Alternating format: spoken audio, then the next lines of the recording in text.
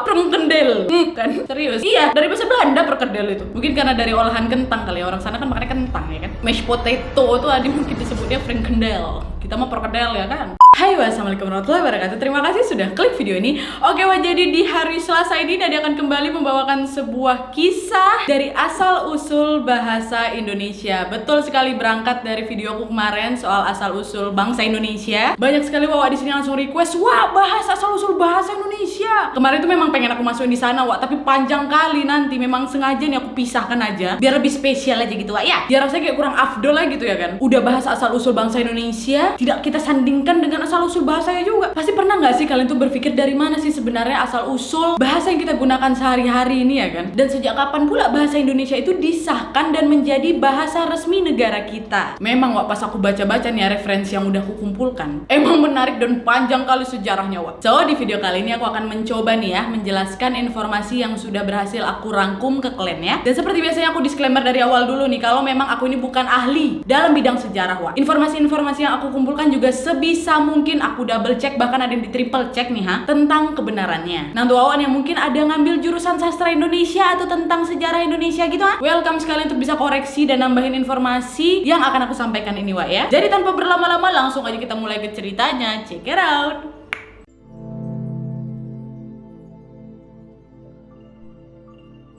Nah, jadi sebenarnya akar dari bahasa Indonesia tuh apa sih, Nat? Kok jadi bisa berbentuk bahasa Indonesia gitu ya kan? Jadi memang nih, Wak ya, dari beberapa referensi yang sudah aku baca, kayak dari Kementerian Pendidikan dan Kebudayaan, National Geographic Indonesia, website Good News from Indonesia, beberapa portal berita dan juga beberapa jurnal ilmiah menginfokan memang bahwa bahasa Indonesia ini berakar dari bahasa Melayu, Wak. Nah, untuk mengurut kenapa bisa berakar dari bahasa Melayu, memang kita harus balik jauh kali nih, Wak, sampai ke zaman kerajaan dulu tuh. Nah, bahasa Melayu yang jadi cikal bakal dari bahasa Indonesia ini pun berakar lagi nih dari rumpun bahasa Austronesia, yaitu sebuah rumpun bahasa yang sangat luas sekali penyebarannya di dunia, Wak. Nah, kalau bahasa Austronesia itu sendiri berakar dari mana, Wak? Nih, mohon maaf nih, Wak ya, itu nggak akan aku bahas secara detail di video ini karena nanti akan panjang kali video ini nanti malah melenceng pula dari pembahasan kita. Tapi intinya aja ya, rumpun dari bahasa Austronesia ini bisa jadi yang terbesar di dunia, Wak. Ada sekiranya 1.200 bahasa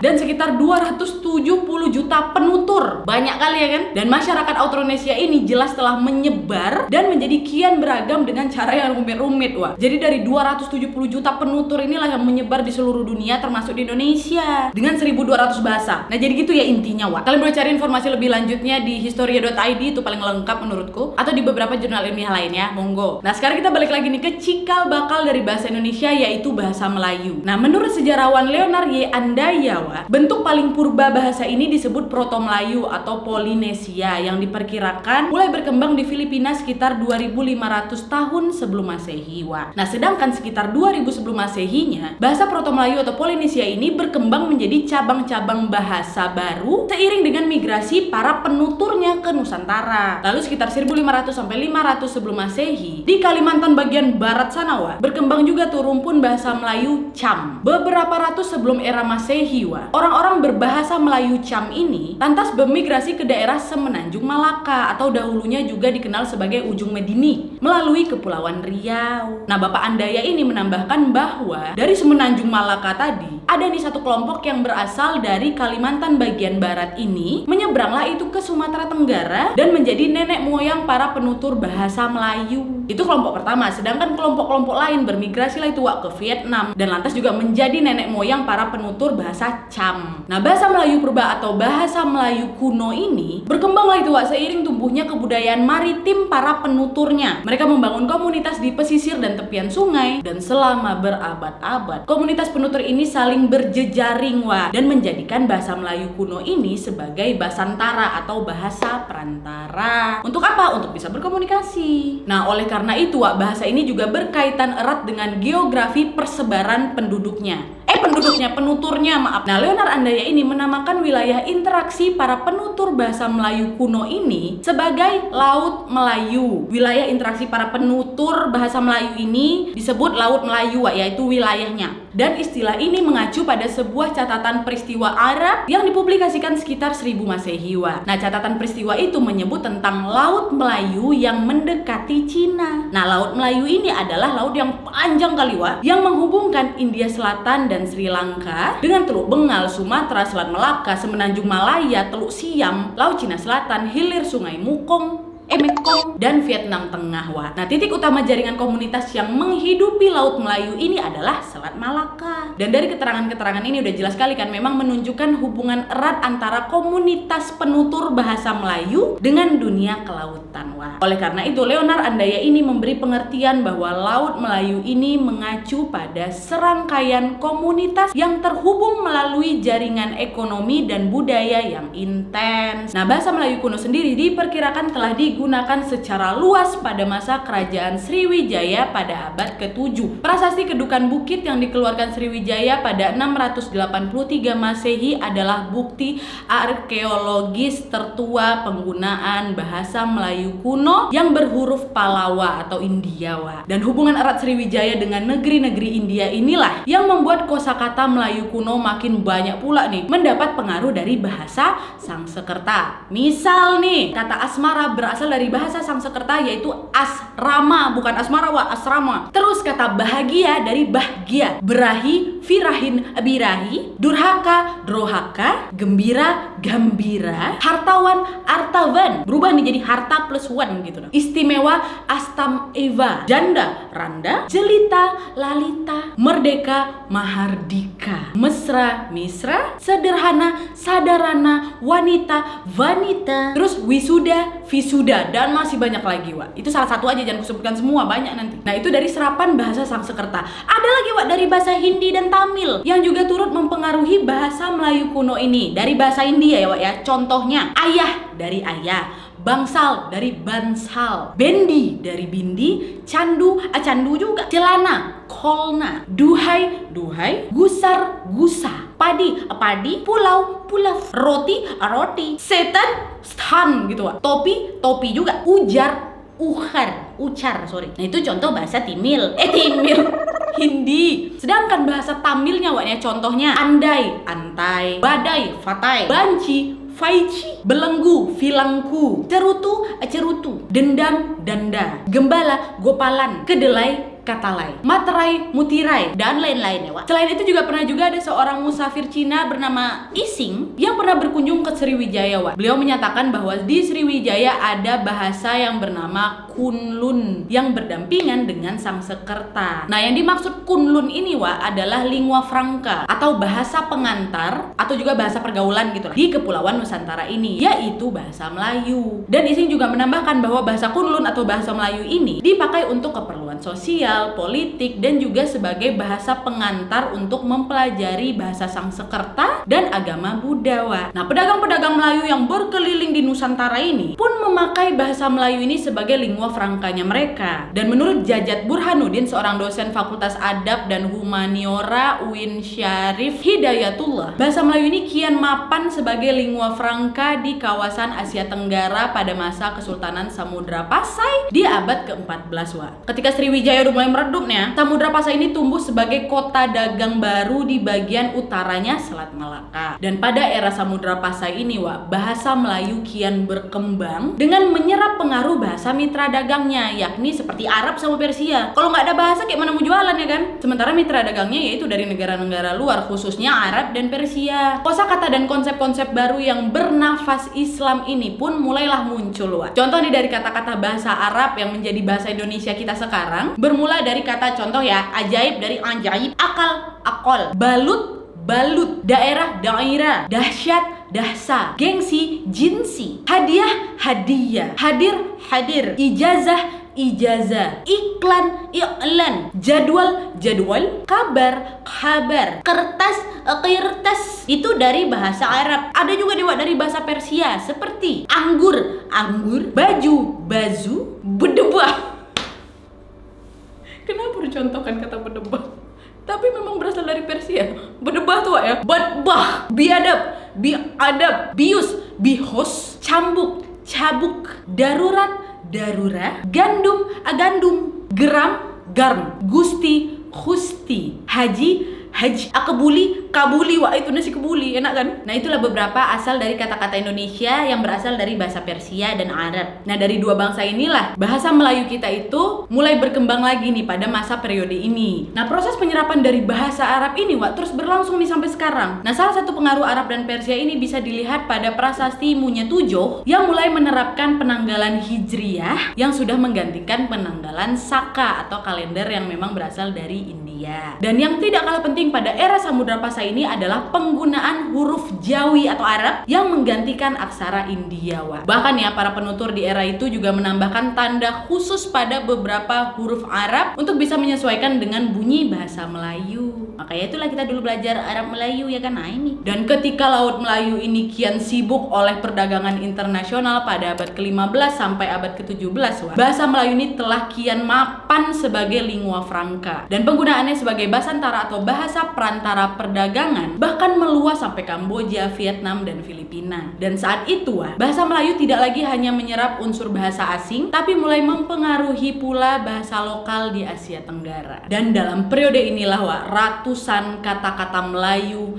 di dunia perdagangan, teknologi, dan bidang-bidang lainnya masuk ke dalam bahasa Tagalog, yaitu pusat-pusat niaga utama di Kamboja yang lantas dikenal dari kosakata Melayu sebagai kampung. Begitu juga kata-kata Melayu seperti amok, gudang, perahu, keris yang didapati oleh Eropa di Pegu yang sekarang ini dikenal dengan nama Bego yang terletak di Myanmar. Bahkan ya di pantai Malabar di India, seolah-olah semua itu merupakan kata-kata asli setempat. Kata-kata tadi itu. Pelaut-pelaut dari Eropa yang mulai hilir mudik di Nusantara pun merasa sangat perlu menguasai bahasa Melayu ya untuk memperlancar komunikasi mereka dengan para pedagang Nusantara. Sebagai contoh nih ya, seorang tokoh bernama Antonia Pigafetta, anggota dari Ferdinand Magellan yang merupakan seorang explorer yang sudah melakukan ekspedisi keliling dunia. Dia ini sampai membuat semacam kamus bahasa Melayu bertajuk Vocabuli de Gusti Popoli Mori pada tahun 1522. Dan usaha seperti ini pun lantas diikuti lagi nih oleh pelaut-pelaut dari Belanda yang datang di pertengahan abad ke-17 seperti Frederik de Houtman tahun 1608 atau Caspar Wiltens dan Sebastianus Dancakers di tahun 1623. Dan mereka-mereka ini mulai membuatlah itu kamus mereka sendiri. Nah, terus mulailah itu kan datang lagi tuh beberapa pedagang-pedagang dari luar negara, seperti kedatangan pedagang dari bangsa Portugis yang diikuti oleh Belanda, Spanyol, Inggris, yang secara bersamaan juga akhirnya meningkatkan informasi dan mengubah kebiasaan masyarakat pengguna bahasa Melayu. Di mana bahasa Portugis ini juga sebenarnya banyak memperkaya kata-kata dari bahasa Indonesia. Contoh, algojo, algoz, bangku, bangko, bendera, bandeira, boneka, boneka, garpu, garfo, gereja, igreja, gudang, gudau, jendela, janela, kartu, karta, kemeja, kamisa, minggu, domingo. Mantap. Dan terutama yang banyak sekali memberi warna di bidang administrasi, kegiatan resmi, misalnya dalam upacara atau kemiliteran nih ya, dan teknologi hingga awal ke abad 20. Bahasa apa? Bahasa Belanda. Contoh dari kata aktif, dari aktif, bando, bandeu, diet, diet, efektif, efektif, fanatik, fanatik, grosir, grosir, harmonis, harmonich, indehoy. Memang dari bahasa Belanda itu indehoy itu. Inheadhoy.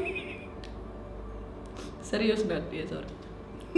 Indekos, indekos, kamar, kamar, losmen, lodgemen, marijuana, marihuana, objektif, objektif, perkedel, perkedelnya dari bahasa Belanda, perkedel. Kan? Serius? Iya, dari bahasa Belanda perkedel itu. Mungkin karena dari olahan kentang kali ya, orang sana kan makannya kentang ya kan. Mashed potato itu ada mungkin disebutnya frikandel. Kita mau perkedel ya kan. Nah, jadi kata-kata itu memang pinjaman dari bahasa Belanda. Nah, sedangkan bahasa yang dipakai pendatang dari Cina juga lambat laun dipakai oleh penutur bahasa Melayu nih ya. Kata-kata Tionghoa yang masuk ini juga biasanya berkaitan dengan perniagaan dan keperluan sehari-hari pastinya. Contoh, angpau, jelaslah angpau. Apa? Apa? Bakia, bakia nih ya sendal, bakia, bakmi, bahmi, Cina, jangan ke Arab ya. Bahmi, bakpau, bahpau, bakpia, bahpian, bakso, bakso, bakwan. Lapar aku jadinya. Serius lah Nat Oke. Sorry ya maaf.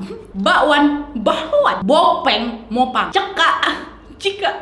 Lagi ceka aku Cika, cukung, sukong, engkong nih ha. Angkong, jelangkung nih seperti yang pernah aku bahas sebelumnya. Cai langkung, kecoa berasal dari kata Cina kasoa. Mantap kan?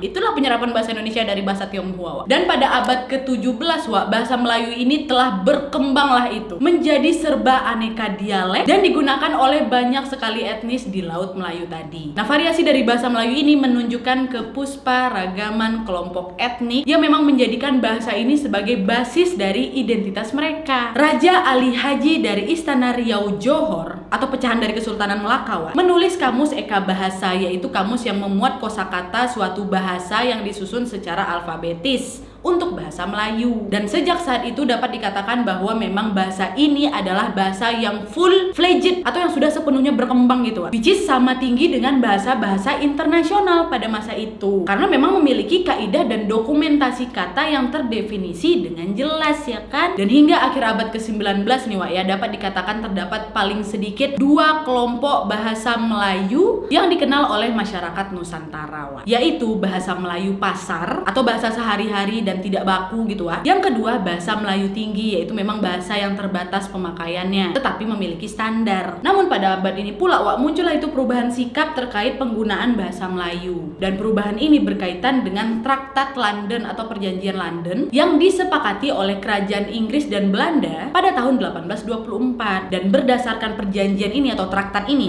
Belanda ini diakui menguasai kepulauan Indonesia, sementara Inggris memerintah kawasan Semenanjung Malaya dan Singapura. Dan dari pemisahan ini secara tidak langsung ikut juga mempengaruhi perkembangan bahasa Melayu di kawasan Selat Melaka itu. Dan sejak saat itu, 2 pusat kebudayaan Melayu yaitu Kerajaan Riau Lingga dan Kerajaan Johor pun berkembang sendiri-sendiri yang mana kemudian bahasa dan kesusastraan Melayu Riau ini dijadikan tulang punggung bahasa Indonesia. Pemerintah kolonial Hindia Belanda pun menyadari bahwa bahasa Melayu tinggi ini dapat dipakai untuk membantu administrasi bagi kalangan pegawai Nusantara karena penguasaan bahasa Belanda mereka yang dinilai lemah. Dan dengan menyandarkan diri di bahasa Melayu tinggi, karena memang telah memiliki kitab-kitab rujukan sejumlah sarjana Belanda pun mulai terlibat nih dalam pembakuan bahasa. Kemudian promosi bahasa Melayu ini pun dilakukan di sekolah-sekolah dan didukung dengan penerbitan karya sastra dalam bahasa Melayu. Di saat inilah terbentuknya embrio bahasa Indonesia yang secara perlahan mulai terpisah dari bentuk semula bahasa Melayu Riau Johor itu. Pada tahun 1896, seorang warga negara Belanda yang bernama Charles Adrian van Ophusen ditugaskan oleh pemerintah Belanda untuk bisa menstandarisasikan aksara Latin untuk bahasa Melayu yang dibantu oleh Nawawi Sultan Makmur, yaitu seorang guru dan tokoh pendidik yang berasal dari Minangkabau pada akhir ke-19 dan awal abad ke-20, dan juga Muhammad Taib Sultan Ibrahim yang juga merupakan rekan dari Bapak Nawawi Sultan Makmur tadi. Udah bertiga lah itu kan mereka menstandarisasikan itu bahasa. Dan hasil dari proses ini adalah sebuah buku yang dinamakan Kitab Logat Melayu atau Melajoe tulisannya pada tahun 1901. Dan buku tersebut kemudian menjadi pedoman tata bahasa yang kemudian dikenal dengan nama Ejaan van Ophusen. Nanti ku bahas soal ejaan-ejaan ini Dan keberadaan dari buku tersebut semakin memantapkan posisi bahasa Melayu Dan gak cuma itu aja nih Gubernur Belanda pada saat itu juga menetapkan bahasa Melayu sebagai bahasa pengantar di sekolah-sekolah Bumi Putra Nah, intervensi dari pemerintah ini pun semakin kuat dengan dibentuknya Komisi for the Volkstur atau Komisi Bacaan Rakyat atau KBR pada tahun 1908 yang kemudian pada tahun 1917 lembaga ini berubah menjadi Balai Pustaka Cenah. Dan pada tahun 1910-nya komisi ini pun di bawah pimpinan D.A. Ringkes melancarkan program Taman Pustaka dengan membentuk perpustakaan-perpustakaan kecil di berbagai sekolah dan beberapa instansi milik pemerintah Dan perkembangan program ini pun sangat pesat pastinya. Dalam 2 tahun terakhir aja nih setelah terbentuknya itu sudah berhasil terbentuk 700 perpustakaan Dan badan penerbit ini pun akhirnya menerbitkanlah itu novel-novel seperti Siti Nurbaya dan Salah Asuhan, novel lama kali itu. Selain itu juga ada buku-buku penuntun bercocok tanam, penuntun memelihara kesehatan, yang tidak sedikit akhirnya membantu penyebaran bahasa Melayu ini di kalangan masyarakat luas. Dan akhirnya setelah meluasnya bahasa Melayu yang menjadi bahasa keseharian ini, pada tahun 1916 Ki Hajar Dewantara, seorang aktivis pergerakan dari kemerdekaan Indonesia pun mengusulkan bahasa Melayu menjadi bahasa persatuan dalam makalahnya yang disampaikan di sebuah acara pengajaran kolonial Den Haag. Dan usul dari Ki Hajar Dewantara itu merupakan bahasa Melayu yang sudah distandarisasi oleh Raja Ali Haji sebelumnya itu.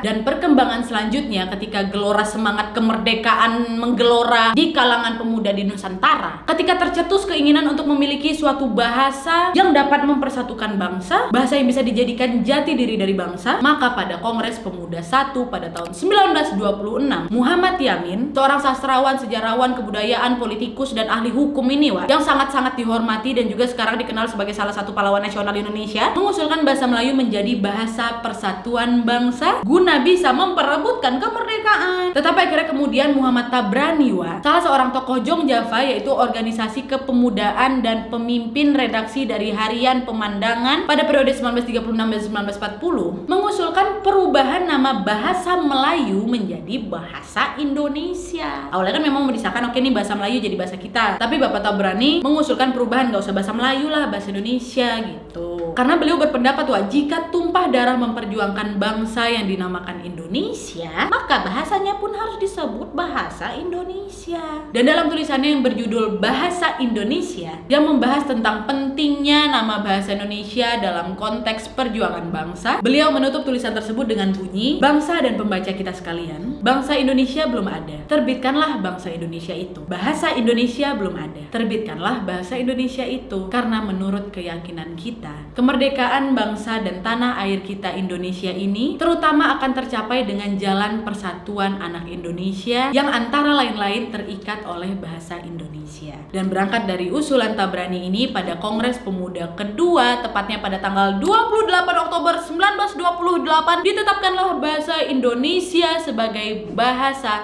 persatuan bangsa dengan diikrarkannya apa, Wak? Betul, Sumpah Pemuda. Sumpah Pemuda, kami putra dan putri Indonesia mengaku bertumpah darah satu tanah Indonesia. Duh, merinding aku. Kami putra dan putri Indonesia mengaku berbangsa satu, bangsa Indonesia. Kami putra dan putri Indonesia menjunjung bahasa persatuan, bahasa Indonesia. Merinding gak sih kalian? Aduh. Dan dari sinilah penyebutan bahasa Melayu pun diubah menjadi bahasa Indonesia, dan secara sosiologis bahasa Indonesia ini sudah menjadi bahasa persatuan. Sedangkan secara yuridis bahasa Indonesia baru diakui sebagai bahasa nasional atau bahasa negara pada tanggal 18 Agustus tahun 1945, sehari setelah kemerdekaan kita, dengan ditandatanganinya Undang-Undang Dasar 1945 pada bab ke-15 pasal 36.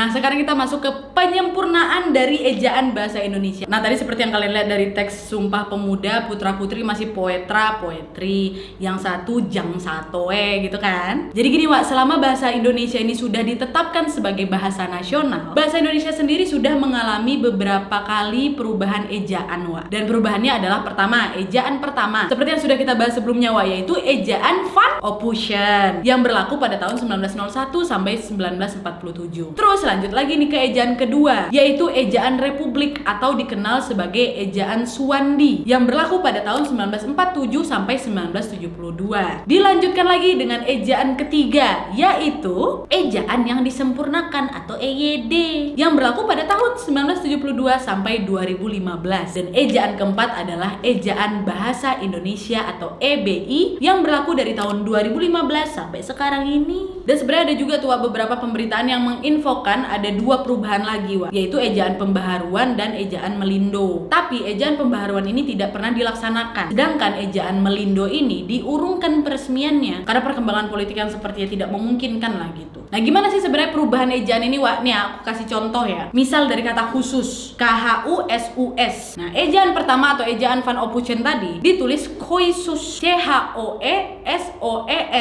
soes gitu. Nah, kalau ejaan Suwandi, ejaan kedua ditulis Chusus, CHUSUS. Sementara ejaan yang disempurnakan barulah itu ditulis KHUSUS, khusus. EBI tetap dia khusus. Contoh lain lagi, Jumat, Wak, Jumat, hari Jumat. Ejaan Van Ophusen ditulis Joem kutip AT, DJOM kutip AT, Jumat. Ejaan Suwandi ditulis pakai D, OE-nya hilang. Jum kutip lagi at, Jumat. Nah, ejaan yang sudah disempurnakan dihilangkan itu D sama kutip atasnya, jadi Jumat, JUMAT. Contoh berikutnya, cucu. Ejaan Van Ophusen ditulis TJOE, Tejoe kalau dibaca. Kalau dibaca sesuai huruf ya, Wak ya. Dulu ya sebutnya cucu juga, tapi tulisannya TJOE, JOE. Terus ejaan Suwandi OE-nya hilang jadi U. Teju, bacanya tetap cucu. Tulisannya TJU. Terus ejaan yang disempurnakan baru dirapat lagi, TJ jadi C, cucu. Nah, ini terakhir, yakni. Kalau dari ejaan Van Ophusen ditulis jakni. Karena Y dulu kan pakai J kan. Ini jadi jakni, JA kutip NI. Kalau ejaan Suwandi kutip hilang ganti K, JAKNI, jakni. Terus akhirnya barulah terakhir ejaan yang disempurnakan J ganti Y, YAKNI, yakni. Nah gitu tuh beberapa ejaan-ejaan yang akhirnya sudah disempurnakan sampai ke EBI sekarang. Dan kalau misalnya kalian perhatikan dari tadi kan ejaan kita sekarang yaitu EBI nggak ada banyak perbedaan ya dengan ejaan dari EYD ya kan. Karena memang dua ejaan ini tidak terdapat banyak perbedaan gitu. Perbedaannya hanya terdapat penambahan satu huruf diftong, yaitu huruf EI. Sehingga huruf diftong dalam bahasa Indonesia menjadi 4, yaitu AI, AI, EI, AU, AU, dan OI. Tadinya Wak, di EYD ini hanya ada 3 diftong. Dan juga pada EBI atau EBI terdapat penambahan aturan pada penggunaan huruf tebal dan huruf kapital. Sebagai informasi tambahan aja Wak, mungkin ada yang tanya, kok bisa sih Wak ejaan kita ini berubah-ubah gitu kan? Nah, siapa yang bertanggung jawab buat merubah ejaan ini Wak? Nah, biar kalian tahu, memang ada Wak pertemuan rutin yang dilaksanakan setiap 5 tahun sekali oleh pemerintah dan para pakar bahasa dan sastra Indonesia untuk membahas perkembangan bahasa Indonesia, Wak. Dan pertemuan rutin ini dinamakan Kongres Bahasa Indonesia. Nah, Kongres Bahasa Indonesia pertama kali diadakan di Solo atau Surakarta pada tahun 1938 dan Kongres Bahasa Indonesia terakhir kali adalah yang ke-11 nih, Wak ya, pada tahun 2018 kemarin. Dan salah satu hasil dari Kongres ke-11 ini adalah menargetkan bahasa Indonesia menjadi bahasa internasional, Wak, di tahun 2045. Mantap kali ya kan? Semoga aja bisa tercapai target ini, Wak ya. Keren kali lah kalau bahasa kita ini bisa dijadikan bahasa internasional kan, Wak? Semoga sukses tanpa halangan. Amin. Oke Wak, jadi itu tadi sedikit penjelasan aku soal asal-usul dari bahasa Indonesia. Yang kalau kita rangkum, kita singkat kali nih bahasa Indonesia kan memang berasal dari bahasa Melayu. Dan bahasa Melayu yang memang sudah dipakai di daerah di wilayah Nusantara ini dalam pertumbuhannya dipengaruhi lah itu oleh corak-corak dari budaya daerah. Dan akhirnya bahasa Melayu ini pun menyerap lah itu kosakata dari berbagai bahasa, terutama bahasa dari bangsa-bangsa yang aku sebutkan tadi kayak Sanskerta, Persia, Arab, Eropa, Belanda ya kan, Cina. Dan akhirnya bahasa Melayu dalam perkembangannya ini pun muncul dalam beberapa variasi dan dialek lagi. Dan perkembangan dari bahasa Melayu di wilayah Nusantara ini mempengaruhi dan juga mendorong tumbuhnya rasa persaudaraan dan persatuan bangsa Indonesia pasti. Jadi kalau misalnya ditanya dari mana asal-usul kata-kata yang ada di bahasa Indonesia ini, yaitu dari penyerapan bangsa-bangsa dari penutur kata-katanya yang diserap oleh kita dalam kehidupan sehari-hari, atau dulunya kepentingannya adalah dalam jalur perdagangan gitu kan. Oke Wak, jadi itu tadi sedikit cerita tentang sejarah bisa tercetusnya bahasa Indonesia dan gimana perkembangan dari ejaan bahasa Indonesia selama ini ya Wak ya. Semoga dengan pembahasan aku kali ini kita bisa lebih menghargai negara kita sendiri ya Wak ya, dan tetap melestarikan bahasa Indonesia yang sudah diperjuangkan sedemikian rupa oleh para pejuang kita. Dan mari kita sama-sama Wak dukung usaha pemerintah dan para pakar agar bisa menjadikan bahasa Indonesia ini sebagai bahasa internasional. Amin ya robbal alamin. Dan kali ini aku tahu, setelah aku bahas bahasa, kalian pasti ngelunjak. Kak, asal-usul tulisan lah Kak, alfabet kok A bentuknya gini, kok B bentuknya gini, ya kan? Ya nggak? Kalian pikir kalian aja penasaran, aku pun ntar ya sedang di riset, ada A sampai Z panjang, ya kan? Tunggu nanti next kesempatan aku akan menjelaskan lagi nih. Ini akan berakar nih Wak, dari asal-usul bahasa Indonesia. Terus dari Indonesia kan banyak lagi nih suku-sukunya ya kan? Jawa, Minang, Melayu, Dayak, Bugis, pasti bahasanya beda-beda lagi, ya kan? Nanti Wak, kita satu-satu dulu nih, satu-satu. Insya Allah pasti nanti akan aku bahas lagi buat kalian, buat nambah ilmu ya kan? Ya nggak? Ya kan? Menarik, tunggu ya Wak ya. Kita tahu dasar-dasarnya dulu, baru nanti kita menyebar-nyebar lagi nih, ya kan? Oke Wak, jadi sekian dulu videonya. Terima kasih yang sudah menonton. Kalau kalian suka video ini, klik like-nya. Jangan lupa komen di bawah untuk ide dan saran-saran untuk video selanjutnya. Jangan lupa nyalain notifikasinya supaya kalian tahu kalau aku upload video baru. And as always, jangan lupa untuk klik tombol subscribe supaya kalian sama-sama tahu informasi menarik dan menegangkan dari channel aku. Kawal Nadia 3 juta subscriber tahun ini. Mantap. See you next video Wak. Bye.